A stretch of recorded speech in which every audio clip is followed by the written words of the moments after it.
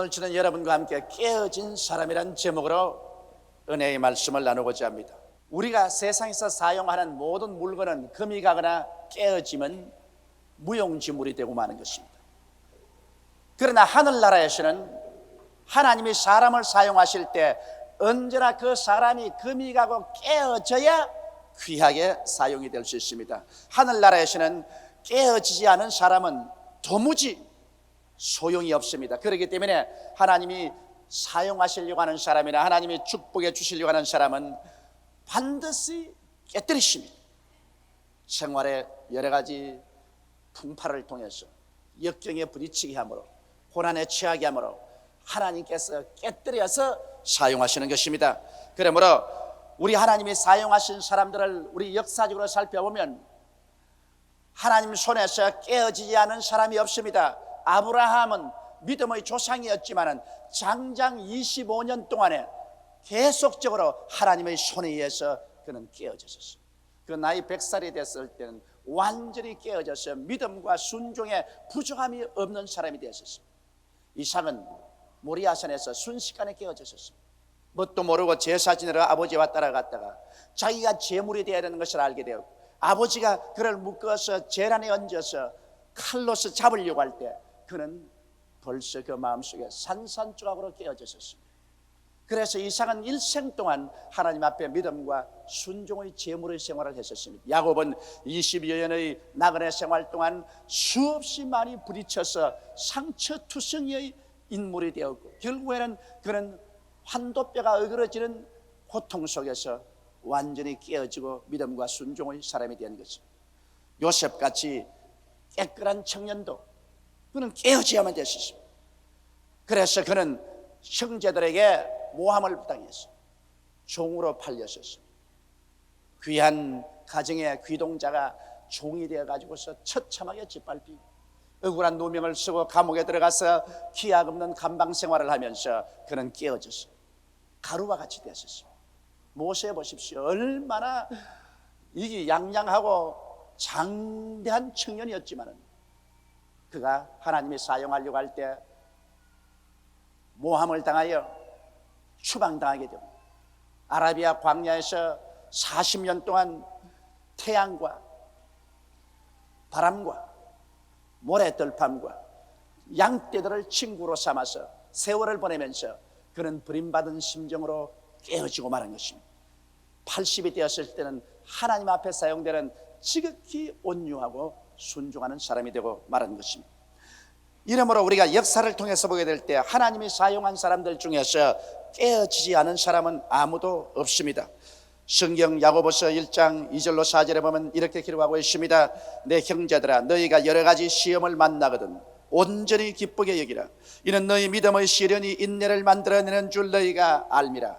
인내를 온전히 이루라. 이는 너희로 온전하고 구비하여 조금도 부족함이 없게 하려 함이라. 그러면 우리들은 왜 깨어져야만 할까요? 깨어지지 않고는 하나님이 우리를 사용하실 수 없을까요? 우리가 깨어져야 될 첫째 이유는 인본주의가 깨뜨려져야만 하는 것입니다. 아담과 하와가 하나님을 반역하고 나올 때는 하나님 아닌 자기 중심의 삶을 주장하고 나온 것입니다. 인간은 원래 지어졌을 때 하나님을 섬기면서 살 수밖에 없도록 만들었습니다.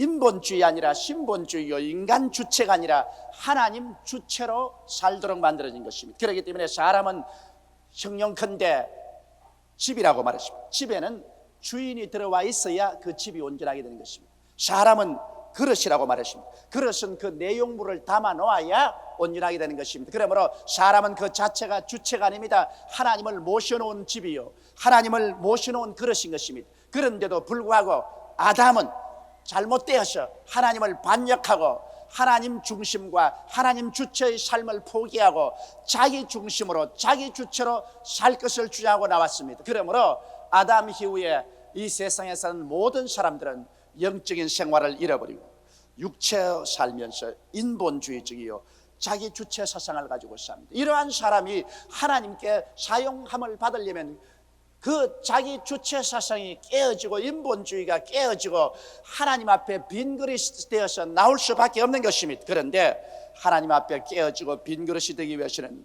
시련에 부딪혀서 자기 한계점을 발견하는 것입니다. 인간은 시련과 고난을 통하여 자기의 한계를 발견하기 전에는 하나님을 찾아 나오지 않습니다. 저희 친구 중에 좋은 사람이 있는데 실력이 있고 사회에서도 점점 지위가 향상되어 큰 회사 사장으로 있습니다. 그런데 그에게 제가 직접 간접으로 여러 번 전도했는데 그런 전도할 때마다 비웃습니다. 뭘 예수를 믿나? 이 세상에 다 자기 능력대로 살다가 죽으면 그뿐이지 뭐 예수를 믿어서 천당이 어디냐? 그다 무능력하고 무력한 사람이 하는 짓이지 우리 같은 사람은 그런 것 안 한다. 면박을 주곤 했습니다. 그래서 그 다음에는 전도한식을 거쳤는데 세월이 흘러가고 난 다음 요사이 제가 소문을 들으니까 그런 교회에 열심히 나간다고 했습니다. 왜 나가냐고 물으니까 약으로 고치지 못할 병이 들었대요. 그래서 온갖 병원에 다 다니고 온갖 치료를 다 해봐도 그는 도저히 고칠 수가 없어요. 이제 인간의 한계점에 도달했습니다. 자기 자신 만만하던 그 자신이 한계점에 들어가자 인간의 무능력을 느끼고 비로소 하나님 앞에 깨어져서 하나님을 찾기 시작했다는 것입니다. 인간은 위기를 당하여 자기의 무능력함을 깨달을수록 깨어져 하나님께 의지하게 되는 것입니다. 하나님의 사람으로 장성하기 위해서는 그러므로 육의 사람이 깨어지고 영의 사람으로서 성장이 올라와야 인간은 장성할 수 있습니다. 이렇기 때문에 하나님께서는 원튼 원치 않던 인간을 깨뜨려야 되는 것입니다. 어느 어떠한 사람이라도 예수를 믿고 나오면 벌써 그 육의 사람이 깨어져야만 하는 것입니다. 그리고 하나님께서 사용하기를 원하신 척도에 따라서 적게 깨어지는 사람, 많이 깨어지는 사람의 차이는 있지만은 깨어지지 아니하고 예수 그리스도를 구주로 믿고 하나님을 찾는다는 것은 어불성설인 것입니다. 이러므로 오늘 이 시간에 주를 믿고 하나님 앞에 나온 여러분들은 다 환경에 부딪혀 어떠한 연유이든 간 깨어진 사람들인 것입니다. 둘째로 우리 하나님께서 우리를 깨뜨리는 이유는 겸손한 사람이 되기 위해서 그렇게 하는 것입니다. 하나님이 주신 10계명 가운데 둘째 계명은 우상에 절하지 말라고 했었습니다. 하나님을 경외하지 아니하고 예수를 믿지 않은 사람은 자기 자신이 우상이 되어 있습니다. 여러분, 금이나 은이나 보석으로 만든 우상에 절하지 않는다고 나는 우상 숭배자가 아니라고 할 사람이 있겠습니까? 불신자들은 모두 다 자기가 우상이 되는 것입니다. 무엇인지 자기 뜻대로 생각하고 자기 고집대로 행하고 그리고 자기를 만족시키기 위해서 사는 자아가 우상이 되어 있는 것입니다. 그러므로 제2 계명을 어기고 살고 있는 것입니다. 이러므로 자기가 우상이 되어 있는 이 우상을 박살을 내고 하나님을 중심으로 섬기게 하기 위해서는 하나님께서 깨뜨리지 아니하면 안 되는 것입니다. 사람들은 모두 다 제 잘난 맛에 산다고 말합니다. 그러나 우리는 장차 예수 그리스도 잘난 맛에 살아야 되는 것입니다. 성경에 보면 사울이 바울이 된 경험을 기록하고 있는 것입니다. 사울이란 사람은 학문에 깊은 조예가 있는 사람이었습니다. 그리고 예루살렘에서 가장 좋은 가마리알 대학에 졸업을 하고 학문이 정통하고 유대교에 심취해 있는 열심히 있는 사람이었습니다. 그런데 그가 예수 그리스도와 그 복음을 파멸하기로 결정을 하고 그는 나아가서 교회를 회파하고 예수 믿는 사람들을 잡아서 감옥에 가두고 스데반이 죽을 때 그는 스데반을 죽이는 사람을 총지휘해서 그들의 옷을 지켜주고 있었습니다. 그리고 스데반이 돌에 맞아 죽게 한 것입니다. 그게 한술 더 떠서 대제사장의 허락을 받아서 이웃 나라인 시리아에 도망가 있는 기독교인들을 다메섹에 가서 모두 잡아와서 죽이거나 감옥에 넣는 사명을 받고 부하들을 거느리고 말을 타고 시리아를 향했었습니다. 시리아의 햇빛은 소나기처럼 쏟아진다고 합니다. 그렇게 태양빛이 강렬합니다. 그런 말을 타고 다메섹이 보이는 그 근처까지 갔는데 갑자기 대낮에 햇빛보다 더 밝은 빛이 하늘에서 비쳤습니다. 그는 눈이 부시어 견딜 수가 없어 말에서 떨어졌는데 그때 귀에 음성이 들어왔습니다. 사울아 사울아 어찌하여 너는 나를 핍박하느냐? 내가 가시체를 뒷발질하기에 너만 괴롭다. 주여 뉘시니 나는 너가 핍박하는 예수라. 거기에서 그는 크게 충격을 입었습니다. 머리를 들어보니 눈이 장님이 되었습니다. 옴짝할 수 없습니다. 자기는 자기 이름을 사울이라고 했습니다. 나는 크다. 사울이라는 것은 나는 크다, 당당하다고 생각했는데 예수님 한번 만나고 그 음성 듣고 난 다음 장님이 되어서 천지를 분간할 수가 없습니다. 그래서 자기와 같이 가던 종자들이 손을 잡고 이끌어서 다메섹에 들어가서 직가라는 조그마한 집에 들어가 그곳에서 사흘밥 사흘낮을 먹지도 않고 자지도 않고 금식하며 그는 부르짖어 기도한 것입니다. 거기에서 사울은 깨어졌습니다. 나중에 아나니아라는 하나님 사람이 와서 안수해 주매 그가 성령을 받고 눈에 비늘 같은 것이 떨어졌습니다. 그때 그는 그 이름을 사울에서 바울로 바꾸었습니다. 바울이라는 것은 지극히 적다는 것입니다. 그가 예수를 발견하기 전에는 내가 그래도 굉장한 사람이다, 나는 제일 크다. 그러나 그가 예수님을 발견하고 난 다음에는 나는 바울이다, 나는 참 작은 사람이다. 일평생을 바울은 깨어져서 주님 중심으로 하나님을 모시고 살았던 것입니다. 이와 같이 하나님께서 우리에게 시련에 부딪히게 것은 우리가 깨어져서 겸손한 사람이 되게 하기 위한 것입니다. 내가 깨어졌나 깨어지지 아니했나 그것을 알아보려고 하면 내가 하나님 앞에서 겸손하냐 겸손하지 않냐 그것을 알아보면 하는 것입니다. 안 깨어진 사람은 그 누구나 사울입니다. 나는 크다, 나는 지식이 있고 실력이 있고 내 청춘이 있고 내 힘으로 할 수 있다, 나는 사울이다. 그러나 깨어진 사람은 바울입니다. 나는 적은 사람이다, 나는 인간의 힘으로 아무것도 할 수 없는 사람이다. 오직 주 예수를 믿고 하나님께 의지해서 내게 능력 주시는 자 안에서 내가 능침을 하심이 없다, 이러한 신앙으로 들어온 바울이 될 때 이 사람은 깨어진 사람인 것입니다. 이러므로 오늘 하나님께서 우리를 깨뜨려서 크다고 생각하는 자기 우상을 없애버리고 하나님 앞에 겸손하게 엎드리게 하기 위해서 시련을 보내주시는 것입니다. 그 다음 셋째로 하나님이 우리를 깨뜨리시는 이유는 온유한 사람이 되기 위해서 그런 것입니다. 깨어지기 전에는 인간은 정도의 차이는 있으나 과격하고 성내며 고집이 셉니다. 그래서 자기 멋대로 행하려고 합니다. 여러분 짐승들도 보십시오. 온유하지 않은 고집이 센 싸나운 짐승들은 사자나 호랑이나 늑대나 일이나 이런 모든 짐승들은 저 험산 줄령에서 살고 사람을 떠나서 사람을 대적합니다. 그러나 온유하고 길들인 짐승 가축들은 소나 말이나 개나 이런 짐승들은 사람과 함께 살고 편안한 곳에서 살고 있는 것입니다. 사람들도 온유하지 못한 과격하고 성내며 고집이 센 사람들은 하나님을 멀리하고 하나님을 반역하고 삽니다만 깨어지고 온유하고 길들임을 바라는 사람들은 온순하여 하나님께 순종하고 믿고 하나님과 함께 살게 되는 것입니다. 모세를 보십시오. 모세는 애굽의 바로의 딸의 양자로 들어가서 바로의 왕궁에서 자랐습니다. 온갖 호사를 극치로 누리고 그리고 애굽의 최고 학부를 나와서 학문이 있었습니다. 그는 지식이 있고 웅변을 하고 몸도 건강하고 당당했습니다. 나이 40이 되어 자기 민족을 돌보기 위해서 밖에 나가봤습니다. 자기의 민족 이스라엘 백성들이 종이 되어서 이스라엘의 간역자에게 호되게 고난을 당하면서 일하고 있는 것을 보았는데 한 곳에 가니까 저 애굽의 간역자가 이스라엘 사람들을 붙잡아서 때리는 장면을 보았습니다.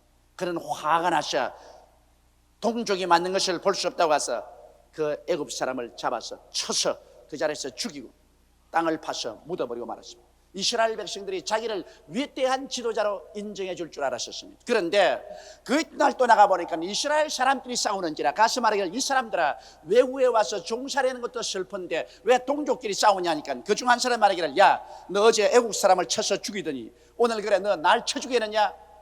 그러고 난 다음에 자기 동족이 자기를 고발했었습니다. 그는 왕의 진노를 피해서 미디안 광야로 도망을 쳤습니다.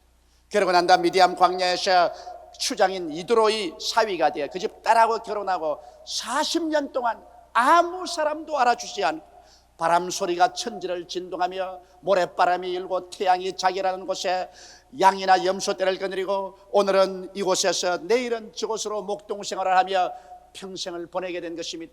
그는 수없이 울고 탄식을 하고 고통을 당했습니다. 그런 동안에 옛날에 기세당당하고 자기를 의지하고 아주 고집세던 모세는 죽었습니다. 나이 80이 되어 호렙산 가시는 굴에서 불이 활활 타는 가운데서 하나님께서 모세를 불러서 내가 애굽에 가서 이스라엘 구원하라고 할 때 그는 얼마나 깨어졌던지 얼마나 겸손했던지 주여 나는 주님의 말씀을 듣고도 옮길 줄도 모릅니다. 보낼 많은 사람을 보내소서. 그는 스스로 잘났다는 것이 다 없어지고 말았을 것입니다. 나중에 그런 하나님 손에 의지해서 80 노인이 지팡이 하나 짚고 300만 이스라엘 백성을 인도해내서 적과 꿀이던 가나안 땅으로 이끌어갈 때 하나님 말하기를 모세는 천하에서 가장 온유한 사람이라고 말하셨습니다. 온유하다는 것은 깨어져서 길들임을 잘 바른 사람을 말하는 것입니다.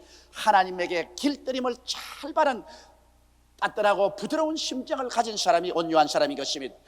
요셉 보십시오. 요셉은 형들 앞에서 자기를 자랑했습니다. 아버지의 편애를 받아서 채색 옷을 입고 형들은 들에 가서 목축을 해도 아버지 품에 앉아서 따뜻한 밥을 먹고 편안하게 살고 그래서 고집이 세고 이기주의적이고 무례한 이였습니다. 그러나 하나님이 요셉을 사용하시려고 하실 때 형들에게 버림을 받아서 17살에 미디안 대상들에게 종으로 팔려서 애굽의 보디발의 집 몸종이 되었고 그곳에서 억울한 누명을 받아 한 번 들어가면 다시 나올 기약이 없는 시위대 감옥에 들어가서 기약 없는 감방 생활을 했었습니다. 그런 또한에 13년의 기나긴 옥고와 고통 속에 요셉은 깨어졌습니다. 자기가 먼지가 되고 가루가 되었습니다. 그러나 그 이후에 하나님께서 역사하셔서 그런 감옥에서 나와서 애굽의 국무총리가 되었습니다. 그런데 온 천하의 기근이 왔을 때 가나안에 있는 자기의 형제들이 먹고 살 수가 없어서 아버지와 함께 형제들이 모두 다 애굽으로 건너왔었습니다. 그래서 아버지가 계실 동안에는 아버지 스라에서 요셉의 공양을 받고 살았는데 아버지가 돌아가시자마자 요셉의 배달한 형제들이 이제는 요셉이 아버지도 안 계시니까 우리에게 보복할지 모른다. 겁이 나서 요셉에게 나왔습니다. 창세기 50장 15절로 21절에 보면 요셉의 형제들이 그 아비가 죽었음을 보고 말하되 요셉이 혹시 우리를 미워하여 우리가 그에게 행한 모든 악을 다 갚진 아니할까 하고 요셉에게 말을 전하여 가로되 당신의 아버지가 돌아가시기 전에 명하여 이르시기를 너희는 이같이 요셉에게 이르라 내 형들이 내게 악을 행하였을지라도 이제 바라건대 그 허물과 죄를 용서하라 하셨다 하라 하셨나니 거짓말로 자기들이 지은 말입니다. 당신의 아버지의 하나님의 종들의 죄를 이제 용서하소서 하며 요셉이 그 말을 들을 때 울었더라. 그 형들이 또 친히 와서 요셉의 앞에 엎드려 가로되 우리는 당신의 종이니이다. 요셉이 그들에게 이르되 두려워 마소서. 내가 하나님을 대신하리이까. 당신들은 나를 해하려 하였으나 하나님은 그것을 선으로 바꾸사 오늘과 같이 만민의 생명을 구원하게 하시리 하셨나니 당신들은 두려워 마소서. 내가 당신들과 당신들의 자녀를 기르리다고 그들을 간곡한 말로 위로하였더라. 이 어찌 온유한 사람이 아닙니까? 여러분 보통 사람 같으면 너가 그래 나를 잡아서 애굽의 종으로 팔다니 어디 두고 보자. 이제 내가 애굽의 국무총리가 되었으니 너희들 모조리 종으로 잡아가지고서 내가 당한 고통만큼 너희들 또한 고통을 주겠다. 그렇게 할 것이라고 당연히 생각될 수 있습니다. 그러나 요셉은 깨어진 사람입니다. 그는 완전히 깨어져서 온유하게 되어 그 원한도 가루가 되어버리고 말았습니다. 형들이 겁을 내어서 벌벌 떨 때 그는 오히려 형들을 위로하고 그들을 공양해 주었던 것입니다. 성경은 온유한 자는 복이 있나니 저가 땅을 기업으로 얻을 것이라 했습니다. 깨어져서 부드럽고 온유하며 하나님의 뜻을 순종하는 사람에게 하나님께서 지상의 축복도 주겠다고 약속하신 것입니다. 넷째로 하나님께서 우리를 깨뜨리는 이유는 탐욕이 없는 사람이 되기 위한 것입니다. 깨어지기 전에 인간은 하나님의 것이라도 빼앗으려고 한 것입니다. 여러분 아담과 하와는 동산에 있는 모든 것 다 자기 것인데도 불구하고 그것 제껴놓고 하나님의 것인 선악과조차도 빼앗아서 자기 것을 만들려는 탐욕을 가졌었습니다. 탐욕은 곧장 우상숭배인 것입니다. 탐욕이 생기면 모든 사람들이나 모든 환경을 이용해서 자기 유익만 주장하게 되는 것입니다. 이 탐욕이 깨뜨려져야만 되는 것입니다. 탐욕을 가지고는 하나님과 절대로 동행할 수 없는 것입니다. 하나님께서 욥을 심히 시련하여서 욥이 하나님 앞에서 시험을 통하여 깨어졌을 때 그가 신앙 고백하는 것을 들어보십시오. 욥기 1장 21절로 22절에 가로되 내가 모태에서 적신이 나와 싸운즉 또한 적신이 그리로 돌아가올지라 주신 자도 여호와시요 취하신 자도 여호와시니 여호와 이름이 찬송을 받으실지이다고 이 모든 일에 욥이 범죄하지 아니하고 하나님을 향하여 어리석게 원망하지 아니하더라. 욥은 옛날에 자기가 자기의 집도 자식도 재물도 소유하고 있다고 생각했는데 심한 시련을 겪어서 자식 다 죽고 재물 다 잃고 빈털터리가 될 때 그가 깨달은 것이 있습니다. 주신 자도 야훼시요 가지고 가신 자도 야훼시니 모든 일에 야훼께서 영광을 받으실지로다. 결국 우리는 소유자가 아니라는 것을 욥은 깨달은 것입니다. 삶의 소유주가 아닌 관리자, 즉 청지기의 본연의 모습으로 돌아간 것입니다. 여러분, 인생들이라는 것은 아무도 소유한 것이 없습니다. 어머니 뱃속에서 나올 때 빈손 들고 울면서 나와서 돌아갈 때도 손목 펴놓고 빈손으로 돌아가는 것입니다. 인생의 살 동안에 우리가 가지고 있는 것은 하나님께로부터 맡겨진 청지기로서의 우리는 인생을 사는 것입니다. 이것을 깨닫지 못하면 어리석은 사람이 되는 것입니다. 그러므로 권력자도 하나님께 권력을 맡아서 청지기 일을 하는 것입니다. 재물을 맡은 사람도 하나님 앞에서 재물을 맡아 청지기로 일하는 것입니다. 이것을 깨닫기 위해서는 시련을 겪어야 되는 것입니다. 환난을 당하고 시련을 통해서 자기가 깨어질 때 비로소 아무것도 소유한 것이 없다는 것을 알게 되고, 그 무엇이든지 하나님 앞에서 하나님의 뜻을 쫓아 권력도 행사하고 물질도 행사해야 된다는 것을 알게 되는 것입니다. 이러므로 탐욕이 없는 순수한 사람이 되게 하기 위해서 우리 하나님께서는 시험과 환난을 통해서 우리를 깨뜨리는 것입니다. 깨뜨리고 난 다음 하나님이 권력도 주시고 재물을 태산같이 주신다 하더라도 그것에 침참하지 아니하고 욕심으로 그것을 사용하지 아니하고 하나님의 뜻을 쫓아 하늘나라를 위해서, 이웃을 위해서, 선한 일을 위해서 나누며 살 수 있는 사람이 되게 만들어 주시는 것입니다. 다섯째로 하나님께서 깨뜨린 이유는 전폭적으로 하나님께 의지하는 사람을 만들기 위한 것입니다. 깨어지고 자기의 힘의 한계가 확실히 노출되고 인간으로 살 수 없는 것을 알게 될 때는 사람은 천부의 여지 없어서 손들고 옵니다고 두 손 바짝 들고 나오게 되는 것입니다. 여러분, 바울 선생은 위대한 하나님의 종이요 위대한 믿음의 사람이었습니다만 하나님께서 바울 선생을 그득그득 심히 어려운 환경으로 밀어넣으셨습니다. 그래서 바울이 거기에 산산조각으로 깨어졌습니다. 그의 고백을 고린도후서 1장 8절로 9절에 보면 알 수 있습니다. 형제들아, 우리가 아시아에서 당한 환난을 너희가 알지 못하기를 원치 아니하노니 힘에 지나도록 심한 고생을 받아 살 소망까지 끊어지고 우리 마음에 사형선고를 받은 줄 알았으니 이는 우리로 자기를 의뢰하지 말고 오직 죽은 자를 다시 살리시는 하나님만 의뢰하게 하심이라. 우리 하나님께서는 사람들을 그대로 내버려 놓으면 사람은 자기의 지혜나 지식이나 능력이나 자기 청춘을 의지하고 자신만만하게 생각합니다. 그러나 하나님께서 일단 환난과 시련을 보내셔서 깨뜨려 버리면 자기 자신이 의지하는 것이 하나도 없이 모래성같이 무너지는 것을 볼 수 있는 것입니다. 이것이 다 무너지고 나면 별 도리 없이 천지를 지으신 야훼 하나님께 항복하고 두 손 들고 나와서 하나님을 의지할 수밖에 없습니다. 인간은 깨어지면 깨어질수록 더 깊이 하나님을 의지하게 되고 자기의 무력을 깨달으면 깨달을수록 더 하나님 앞에 나와 하나님을 믿게 되고 하나님의 귀한 그릇이 되는 것입니다. 성도의 일생은 그 차이는 있으나 계속하여 깨어짐의 연속입니다. 깨어지면 깨어질수록 더욱 신령한 사람으로 장성하고 더욱 순종과 믿음이 자라게 되는 것입니다. 순종과 믿음이 자랄수록 하나님께서 더욱 크게 사용하시는 그릇이 되는 것입니다. 이러므로 하나님은 깨어진 사람을 찾습니다. 하나님은 사람들을 찾으면 하나님의 손에서 무자비할 정도로 인생들을 깨뜨리시는 것입니다. 그래서 깨어진 만큼 하나님의 은총과 축복을 받고 또 더 축복을 주시는 깨시는 것입니다. 한편으로 하나님의 은혜와 축복을 체험하면서 다른 면에는 하나님의 채찍과 고통 속에 깨어지면서 사는 것이 우리 기독교 신앙인의 일세인 것입니다. 오늘 이 아침에 나는 과연 깨어진 사람인가? 가슴에 손을 얹고 여러분 생각해 보시기 바랍니다.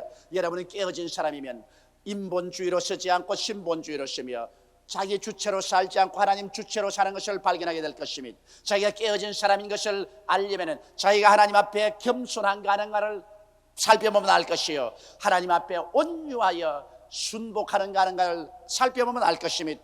탐욕이 사라지고 그 무엇이든지 아무런 욕심 없이 하나님 앞에 서 있는 자기 자신을 발견하게 되면 깨어진 것을 알게 될 것이요 모든 일에 하나님을 의지하고 하나님을 찾는 마음이시면 그 사람은 깨어진 사람인 것입니다. 여러분, 우리는 깨어져야만 하는 것입니다. 세상에는 깨어지면 못 쓰지만은 하늘나라에는 깨어지지 않은 사람은 전혀 들어갈 수도 없고 쓸 수도 없는 것입니다.